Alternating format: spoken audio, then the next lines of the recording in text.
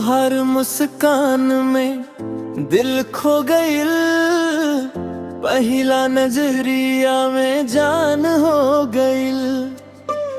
जब से देखनी तोहरा अखिया के नूर, रात दिन बस तोहर ध्यान हो गइल।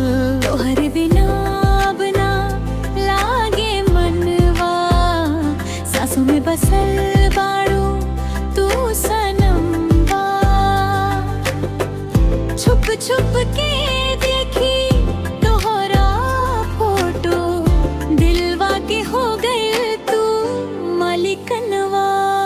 तोहार नाम जपूं हर की घड़ी, तू ही बन गइलू जिंदगी हमार। आजा सजनिया बाहों में आजा, तोहरे बिना लागे सूना संसार।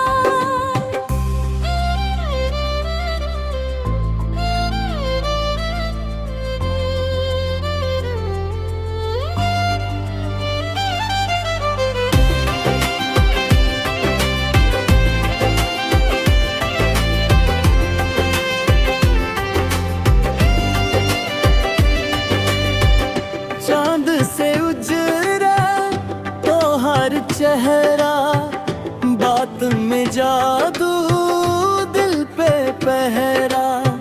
जब हंसी तू धीरे धीरे, लगे जैसे बरसे प्यार के सहरा। सपना में आवे रोज रोज तू,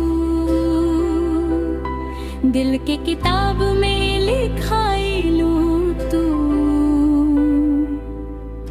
रब से